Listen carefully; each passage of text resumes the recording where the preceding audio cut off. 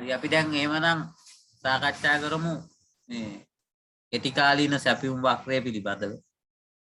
ඒතර මම ආයේ මතක් කරන්නම් අපි අර කලින් සතියේ සාකච්ඡා කරා නිෂ්පාදන අතිරික්තය පිළිබඳව සාකච්ඡා කරද්දී මේ ආයතනයේ MC වක්‍රයක් තියෙනවා ඔන්න ඔය විදිහට. මේ MC වක්‍රය තමයි අපි ආයතනයේ S වක්‍රයේ විදිහට සලකන්නේ කියලා. එතකොට මේ MC වක්‍රය නැත්නම් S වක්‍රයේ මේ යට ප්‍රදේශය තමයි අපි විචල්්‍ය පිරිවැය නිරූපණය කරනවා කියලා කිව්වා. එහෙම කතාවක් අපි කිව්වා. ඒ වගේම ඒකේ තව කතන්දර අපි කීපයක් කිව්වා. ඉතින් එතකොට දැන් නැත්නම් අපි මේක කිව්වා අර මේ S වක්‍රයේ මේ උඩ කොටස මෙන්න මේ කෑල්ල අපි ගන්නවා කියලා නිෂ්පාදන අතිරික්තය පෙන්නන්න. ආදායමයි නිෂ්පාදන මේ MC වක්‍රය අතර පරතරය නිෂ්පාදන අතිරික්තය සඳහා පාවිච්චි කරනවා කියලා. ඒතර මෙන්න මේ කොටස තමයි අපි සාකච්ඡා කරේ ඔය MC වක්‍රය සම්බන්ධ කරලා නිෂ්පාදන අතිරික්තය ගණනය කරනකොට. ඒතර එතෙන්දී අපි වැදගත් වෙන දේ ඉගෙන ගත්ත දේ තමයි ආයතනයේ MC වක්‍රය ඒ ආයතනයේ S වක්‍රයේ බවට පත් වෙනවා කියන්නේ. ඒක තමයි එතන වැදගත්ම කාරණා. right. එතකොට දැන් අපි බලන්න ඕනේ ඇත්තටම එතෙන්දී අපි මේ කොටස විතරක් ඉගෙන ගත්තට මේ සමස්ත MC වක්‍රයම ආයතනයේ S වක්‍රයේ බවට පත් වෙනවා. කියන්නේ සමස්ත MC වක්‍රයම ආයතනයේ සැපයුම් වක්‍රය වෙනවද කියලා අපි පොඩ්ඩක් බලන්න ඕනේ. මොකද සමස්ත MC වක්‍රයම ආයතනයේ S වක්‍රය විදිහට අපි පාවිච්චි කරන්නේ නැහැ. එතකොට අන්න ඒ කොටස තමයි අපි අලුතෙන් දැන් ඉගෙන ගන්න හදන්නේ. එතකොට පරණ කාරණාව එහෙමම තියෙනවා. MC වක්‍රය සමානයි S වක්‍රය.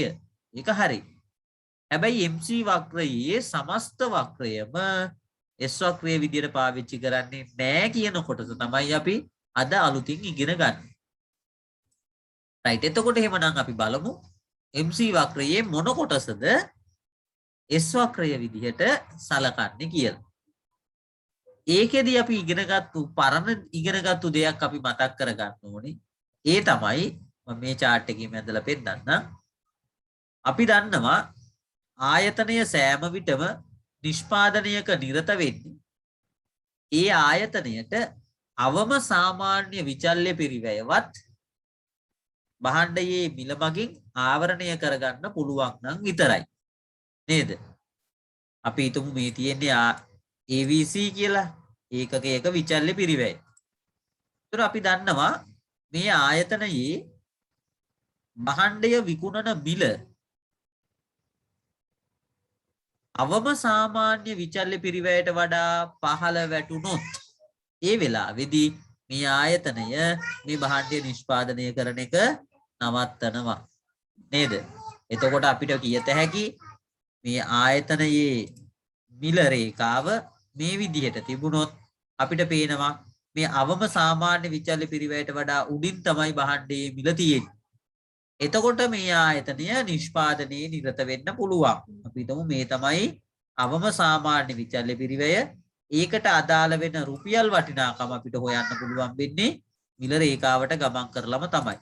එතකොට මෙන්න තියෙනවා අවම සාමාන්‍ය විචල්්‍ය පිරිවැයට අදාළ වටිනාකම. ඒතර අපි එතන සටහන් කරගමු ඒ තමයි ABC කියලා. ඒ විදිහට මේ ABC කියන්නේ අවම සාමාන්‍ය විචල්්‍ය පිරිවැය. ඒතර දැන් බලන්න භාණ්ඩයේ මිල මේ රතු පාටින් යඳපු විදිහ භාණ්ඩයේ මිල ඊට වඩා වැඩි.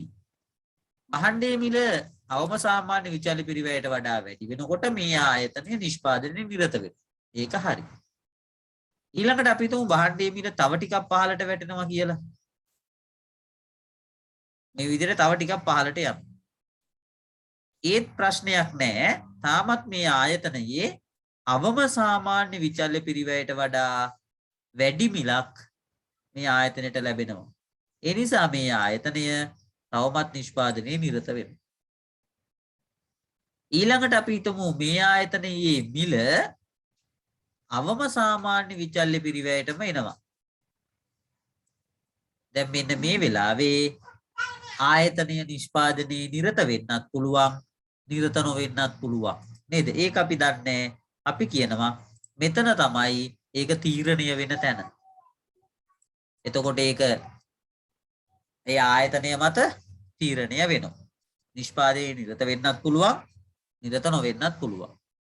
හැබැයි අපි හිතමු භාණ්ඩයේ මිල තවත් පහළට වැටුණා. මෙන්න භාණ්ඩයේ මිල. දැන් මෙන්න මේ අවස්ථාවේදී මේ ආයතනය නිෂ්පාදනයේ නිරත වෙනවද?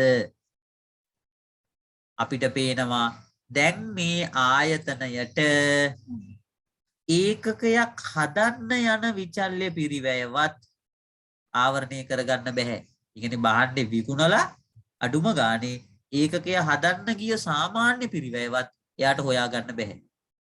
එතකොට හදන්න ගිය ගානවත් භාණ්ඩය විකුණලා අපිට හම්බ කරගන්න බැරි නම් ඒ වෙලාවේ අපි කොහොමටවත් නිෂ්පාදනයේ නිරත වෙන්නේ නැහැ.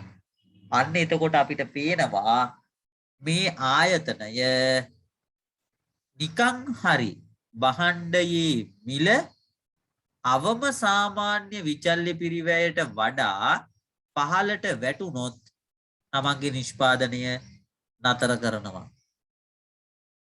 එතකොට අපිට පේනවා මේ භාණ්ඩයේ මිල පහළ වැටුනොත් එහෙම මේ විදිහට මේ ආයතනයේ සැපයුමක් බිහි වෙන්නේ නැහැ. හැබැයි අපි MC වක්‍රය ඇන්දොත් කොහොමද අඳින්නේ? අපි MC වක්‍රය අඳින්නේ මේ විදිහට නේද? මෙහෙම අරගත්තා. sorry. මේ විදිහට MC වක්‍රය අවම සාමාන්‍ය විචල්්‍ය පිරිවැය හරහා ඉහළට යවනවා. මොකනේ අපි MC වක්‍රය. එතකොට බලන්න මේ MC වක්‍රයේ සමස්ත වක්‍රයම සැපයුම් වක්‍රයේ විදිහට අපිට පිළිගන්න පුළුවන්ද? දැන් අපි හොඳට ඉගෙනගත්තු කාරණාවක් තමයි භාණ්ඩයේ මිල මේ අවම සාමාන්‍ය විචල්්‍ය පිරිවැයට වඩා පහළ වැටුනොත් ඒ වෙලාවේදී ආයතනය නිෂ්පාදනය කරන්නේ නැහැ. එතකොට අපිට පෙන්නත හැකි මේ භාණ්ඩයේ මිල මෙන්න මීට වඩා පහළට වැටුනොත් දැන් ආයතනය නිෂ්පාදනය කරන්නේ. නමුත් අපි දන්නවා MC වක්‍රය තව යටට ගිහිල්ලා තිබ්බා. නේද? එතකොට ඔයාලට මොකක්ද එකෙන් පේන්නේ? සමස්ත MC වක්‍රයම S වක්‍රය වෙන්නේ නැහැ. හැබැයි සමස්ත MC වක්‍රයෙන් මෙන්න මේ ප්‍රදේශයේ කොටස ඇරෙන්න ඉතුරු ටික S වක්‍රයේ විදියට එනවා. එතකොට අපිට මේක ලස්සනට මේ විදියට පෙන්නත හැකි. අවම සාමාන්‍ය විචල්්‍ය පිරිවැයට වඩා පහළින් තියෙන MC වක්‍රය අපි S වක්‍රයේ විදියට සලකන්නේ. හැබැයි මෙන්න මේ අපි කතා කරන අවම සාමාන්‍ය විචල්්‍ය පිරිවැයට වඩා ඉහළින් තියෙන MC වක්‍රය මේ ආයතනයේ S වක්‍රය වෙනවා. ඇයි මේ අවම සාමාන්‍ය විචල්්‍ය පිරිවැයට වඩා පහළින් තියෙන MC වක්‍රයේ කොටස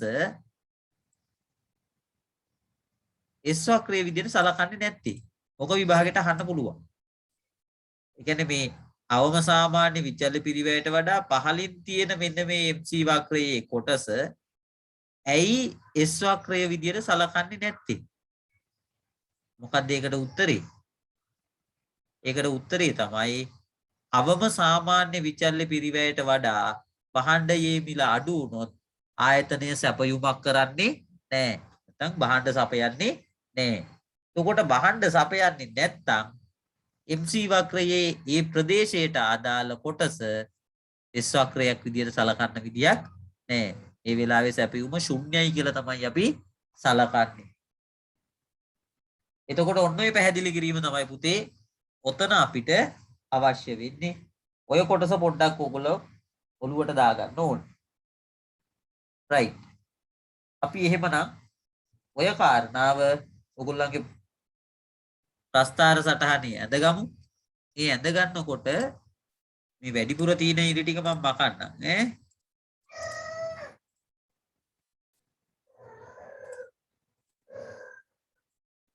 දැන් ඔයගොල්ලන්ට මම හිතන්නේ ක්‍රමයේ පැහැදිලි වෙන්නේ නැතිනේ.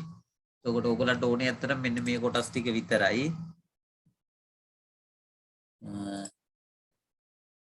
ඔයගොල්ලෝ මෙතන ඕනනම් ලියා ගන්න අවම සාමාන්‍ය විචල්්‍ය පිරිවැය කියලා.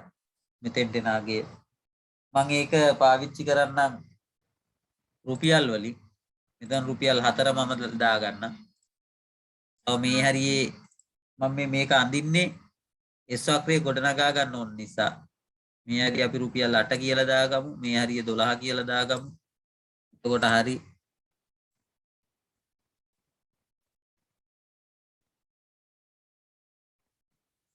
ඊළඟට ප්‍රමාණ ඔයගොල්ලන්ට දාගන්න පුළුවන්. කැමති ප්‍රමාණයක් දාන්න පුළුවන් මේවට. මෙතනට එක අගයක්, මෙතෙන්ට එක අගයක්, මෙතෙන්ට තව අගයක් මේ විදිහට දාගත හැකි. අපිට මේකට 1 2 3 කියලා දාගන්න උනත් පුළුවන්. සැපයුම 1යි, සැපයුම 2යි, සැපයුම 1ක 3යි කියලා.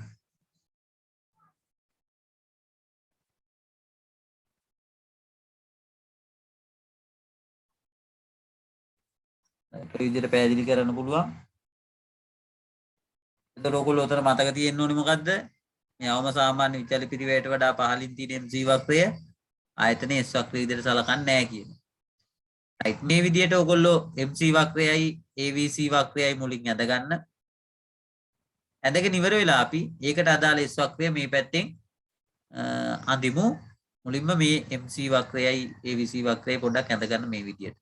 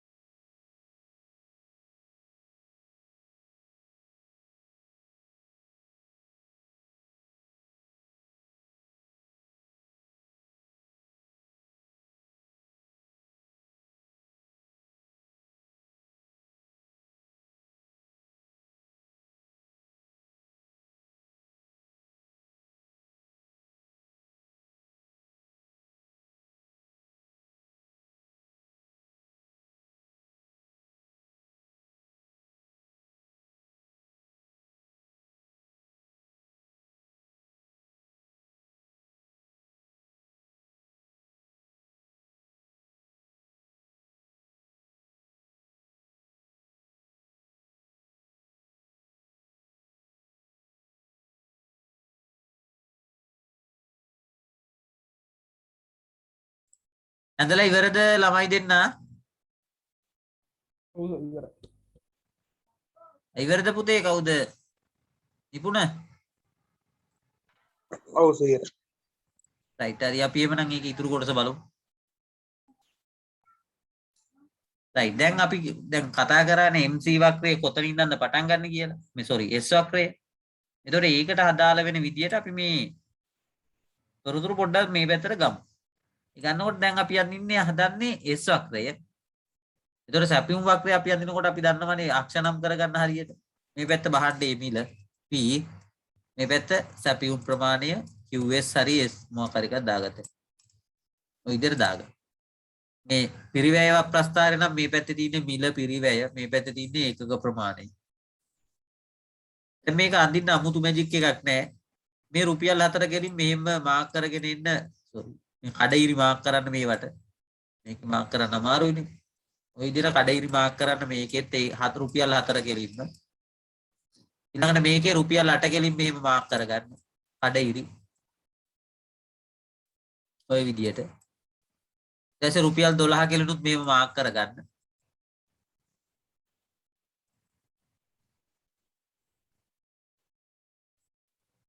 ඊට පස්සේ මේවට අගය උනුත් ওই විදිහටම දාගන්න. මෙතන රුපියල් 4 මෙතන 8 මෙතන 12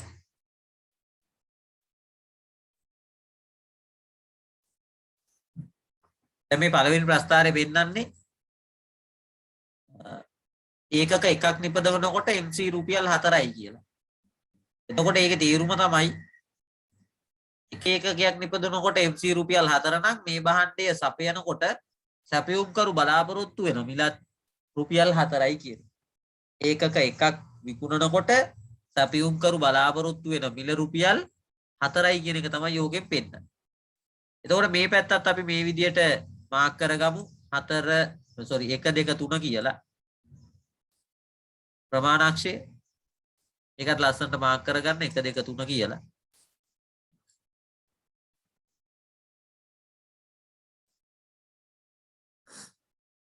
දැන් එතකොට මේ MC වක්‍රයෙන් කියන දේවල් ටික ඒ විදිහටම මෙතන මාක් කරන්න දී. එක ඒකකයක් සපයනකොට MC රුපියල් 4යි නම් ඒ ඒකකය විකුණන්නේ ඒ විකුණනකොට සැපයුම්කරු බලාපොරොත්තු වෙන්නේ රුපියල් 4යි. මේ විදිහට අපිට ඒක මාක් කරන්න පුළුවන්. ඊළඟට ඒකක දෙකක් හදනකොට මේ ආයතනයේ MC 8යි. එහෙනම් මේ ආයතනය ඒකක දෙකක් විකුණන්නේ රුපියල් 8 ගන්න. අර MCම තමයි පාවිච්චියට ගන්න. එතකොට ඒකක දෙකක් රුපියල් 8 ගන්න. ඒකක තුනක් හදනකොට MC රුපියල් 12යි. එහෙමනම් මේ ආයතනය මේ ඒකක තුන විකුණන්නේ ඒකකයක් රුපියල් 12 ගන්න. එතකොට ඔන්න ඔය විදියට MC වල තොරතුරු අරගෙන මෙන්න මේ විදියට S වක්‍රය අඳිනවා. එතකොට ඔයගලන්ට පේනවා ඇති MC වක්‍රයම තමයි ඒ විදිහටම S වක්‍රයේ විදිහට හැදෙන්නේ. හැබැයි මතක තියාගන්න MC වක්‍රයේ කොතන ඉඳන්ද මේක පටන් ගන්න කියන එක මතක තියාගන්න. මෙන්න මේ කොටස විතරයි S වක්‍රයේ විදිහට ගන්න. නේද? ABC ට වඩා පහළින් තියෙන කොටස ගන්නෙ නැහැ. right ඊළඟට මෙතනින් ලියා ගන්න මේකේ ඔරිජිනල් නම දැක්. ඒ තමයි මේ ආයතනයේ සැපයුම් වක්‍රය.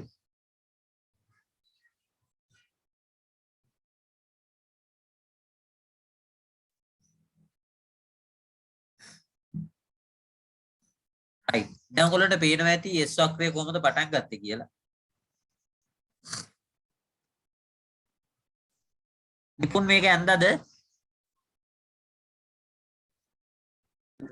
ඔව් සර්. right දැන් එතකොට S වක්‍රය මුල් ටික කො S වක්‍රයේ හතරෙන්නේ පටන් ගත්තේ. එතකොට මුල් හරියේ S වක්‍රය කො මේ කැලලට නෑනේ S වක්‍රය. මේ කැලලට S වක්‍රයක් නැත්තම් මොකද කරන්නේ? මතක තියාගන්න ආයතනයක පූර්ණ තරඟකාරී ආයතනයක S වක්‍රය මේ ABC අවම සාමාන්‍ය විචල්්‍ය පිරිවැයයෙන් පටන් අරන් ඉහළට ගමන් කරාට S වක්‍රයේ ආරම්භය මෙන්න මේ මිලාක්ෂය දිගේ අවම සාමාන්‍ය විචල්්‍ය පිරිවැය දක්වා ගමන් කරන්න ඕනේ. එතකොට ආයතනයක හොඳට මතක තියාගන්න අර සැපයුම ශුන්‍ය මට්ටමේදී අපි සැපයුම් වක්‍රය ඇඳලා පෙන්නන්නේ මෙන්න මේ මිල රේඛාව දිගේ. බලන්න එතකොට සැපයුම බිඳුවයි. අපි මේ කියන්නේ මොකද්ද? මිල රුපියල් 4 දක්වා මේ ආයතනයේ සැපයුම බිඳුවයි කියලා මෙන්න මෙතෙන්ට වෙනකන් අපි අඳිනවා. එතකොට මේ ඉර ඇඳලා ඒක සැපයුම් වක්‍රයේ කොටසක් කියලාම අඳුරගන්න මේ පොඩ්ඩක් නිකන් මේවට ලක්ෂ මාර්ක් කරන්න මේ විදියට.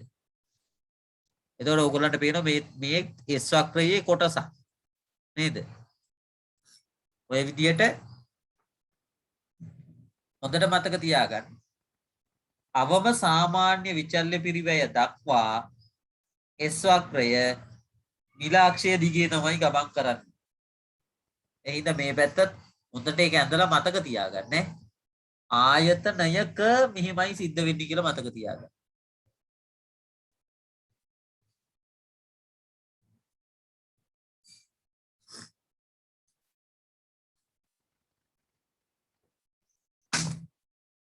ඉතින් ඇද්දද? ඇද්ද සර්. රයිට් හරි එහෙමනම් මම මේක දැන් මකන්නම්.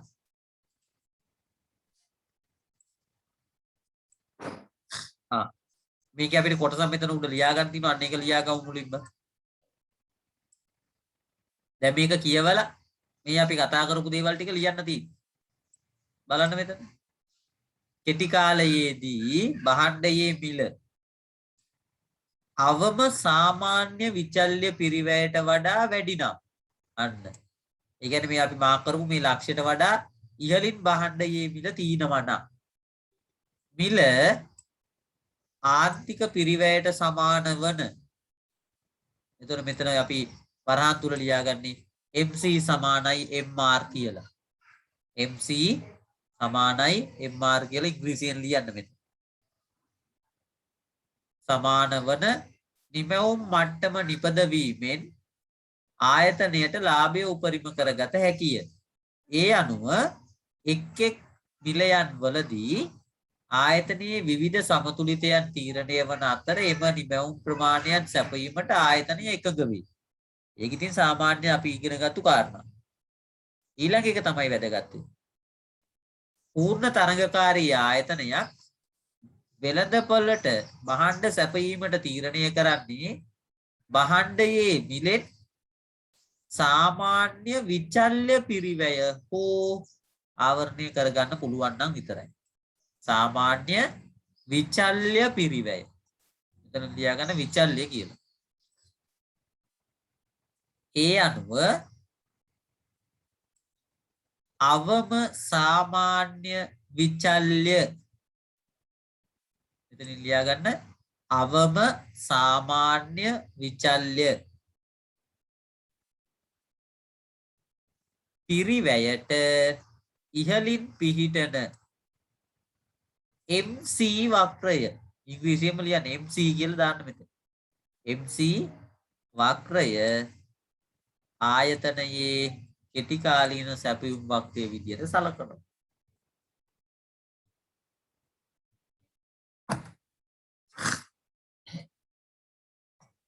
රයිට් එක ලියාගත්තද නිපුණ?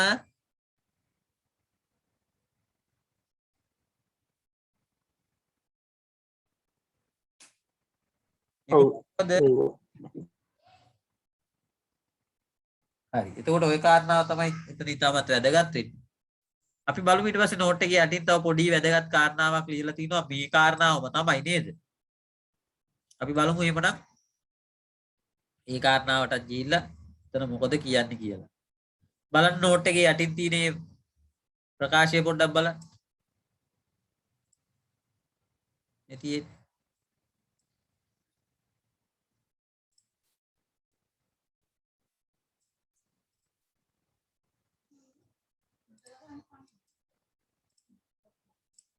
එතකොට මේක හරි නේද?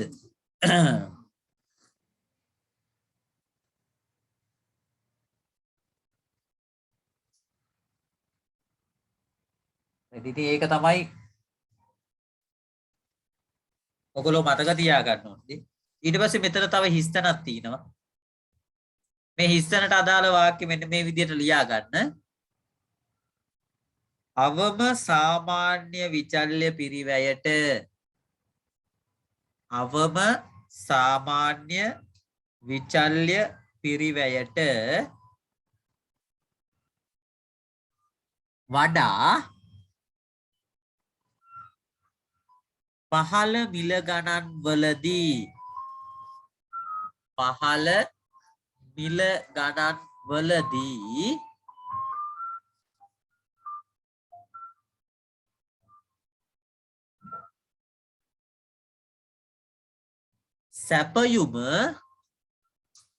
සැපයුම ශුන්‍ය අගයක් ගනී. ශුන්‍ය අගයක් ගනී.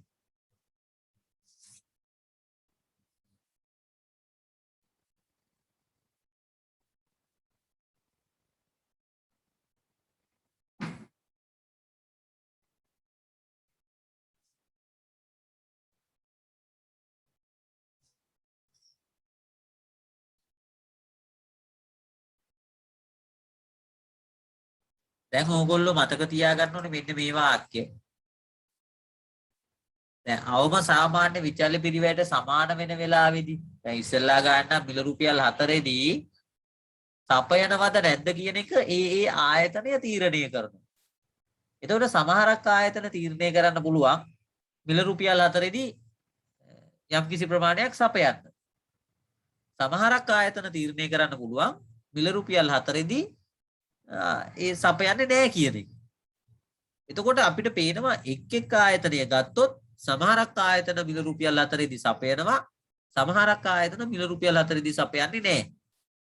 හැබැයි අපි ඕක සමස්ත වෙළඳපොළට ආදේශ කරලා බැලුවොත් සමස්ත වෙළඳපොළම අපි එකට එකතු කරලා ගන්නකොට අපිට පේනවා මිල රුපියල් 4 දී වෙළඳපොලේ යම් සැපයුමක් පවතිනවා. නේද? ඒක නිශ්චිතවම කියත හැකියි. මිල රුපියල් 4 දී වෙළඳපොළ සැපයුම ගණනය කරලා බැලුවොත් නම් ඒ වෙලාවේ යම් සැපයුම් ප්‍රමාණයක් තියෙනවමයි. right. ඒ කාරණාවත් මතක තියාගෙන අපි වෙළඳපොළ සැපයුම් වක්‍රය ගැන කතා කරමු. right. මෙතන 아무තු මැජික් එකක් නැහැ.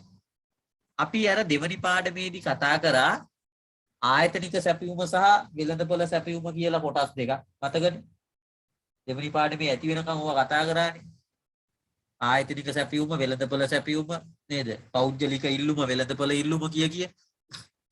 එතකොට දැන් මෙතනත් ඒ විදිහටමයි කතා කරන්නේ.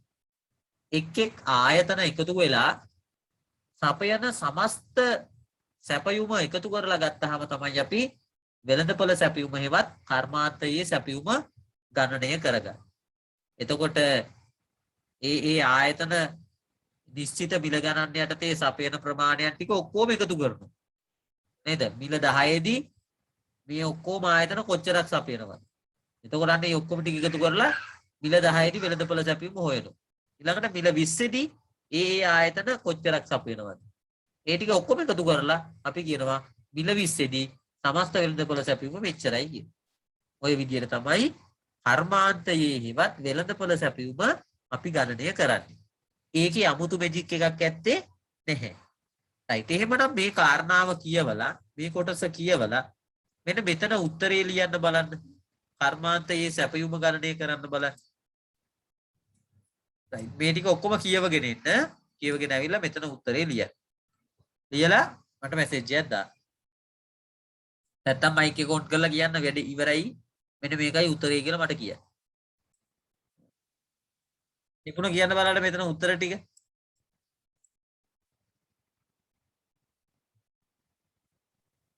දහදාය 15යි 20යි නේ.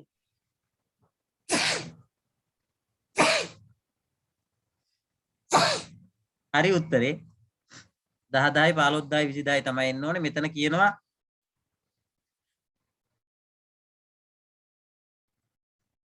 කියනවා මේ සැපයුම් කරුවෝ 100ක් ඉන්නවා කියලා නේ. එතකොට මේ තියෙන සැපයුම 100ෙන් වැඩි කරන්න තියෙන්නේ 10000යි 15000යි 20000යි. එතකොට මේක බොහොම ඉතන 20000ද මන්ද? බොහොම සරල ගණනය කිරීම. එතකොට අපි ඕකට අදාළ සැපයුම් වක්‍රය ටැග් ගාලා අඳිමු. වෙලාව ගන්න නැතුව. එච්චර ලොකු මැජික් එකක් නෑ මේකේ. සාමාන්‍ය විදිහට ඉරක් ගහලා ඇඳලා දාන්න. අක්ෂර නම් කරන්න මතක ඇතුව මේ පැත්ත P මේ පැත්ත QS. ඊට පස්සේ අපි මේක සාමාන්‍ය S වක්‍රේ නිකන් අඳිමු. හැබැයි මතක තියාගන්න ඕනේ සැපයුම පටන් ගන්න 10න් ඈ. ඊට යටින් පටන් ගන්න විදියක් නෑ. මේව ඇද්දා S වක්‍රේ මතක ඇතුව මේව මාක් කරද්දී ඒකෙලින් ඔයගොල්ලෝ ගියොත් අපි ඉතුරු කැලලත් අඳින්නකෝ මේ විදියට මෙතන ඉඳන් මේක ගානට ප්‍රමාණක්ෂයට සමාන්තර වෙන්න ඕනේ. හොඳේ. අන්න ඒ මිල රුපියල් 10යි ඈ. මෙතන රුපියල් 10යි. 10 දී ආයතනික සමස්ත සැපයුම ඒකක 10000යිනේ. ඒක මෙතන මෙහෙම අඳින්න.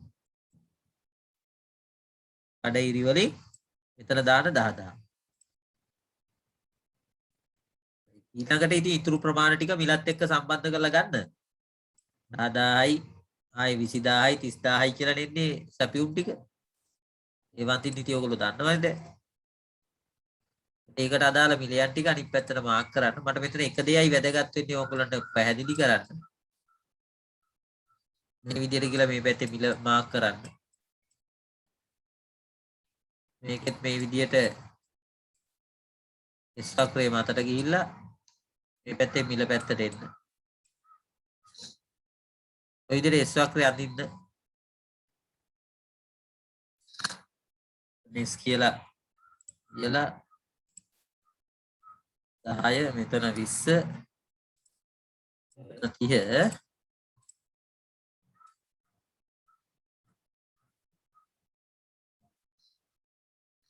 ඔය විදිහට අපිට S වක්‍රය ඇඳලා ඉවර කරත හැකි. මේ විදිහට මුලින් S වක්‍රය ඇඳලා ඉන්නකො.